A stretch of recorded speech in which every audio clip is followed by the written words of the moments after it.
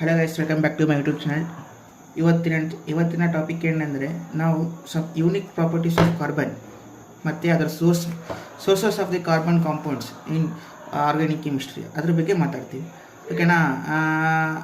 Some unique properties of carbon and ನೋಡೋ first property ಹೇಳಿದ್ರೆ large number of carbon compounds can be found.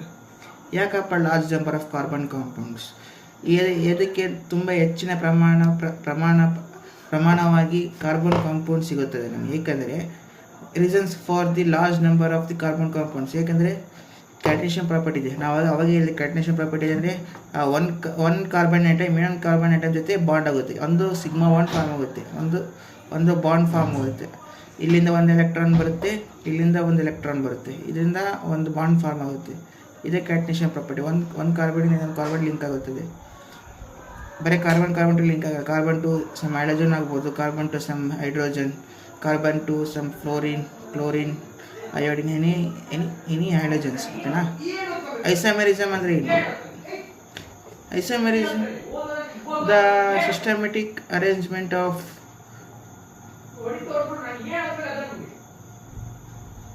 atoms in the space.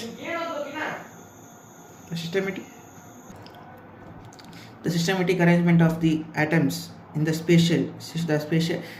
systematic spatial arrangement of atoms in the space. ಓಕೆನಾ? ಅದಕ್ಕೆ isomerism ಅಂತಾರೆ. ಮತ್ತು second unique property of the carbon ಅಂದರೆ physical and chemical properties of carbon.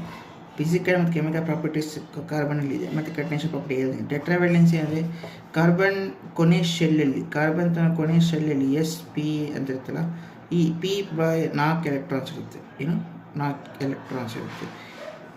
The last shell of the carbon atoms,